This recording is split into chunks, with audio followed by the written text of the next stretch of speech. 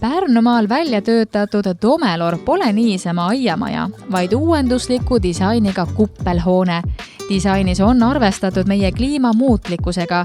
Selle tulemusel valmis konstruktsioon, mis peab vastu nii vihmale, tuulele kui lumesajule, pakkudes samal ajal ümbritsevast 360-kraadist vaadet.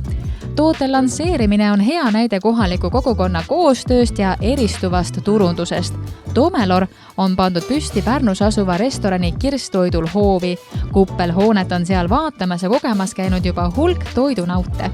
Domelori saab transportida moodulitena ja selle püstipanekuks pole tarvis raskeid masinaid. Kahekesi on see võimalik viia kas või mäe otsa, orgu või sisehoovi, kinnitavad Domelori loojad firmast On Woods osaühing.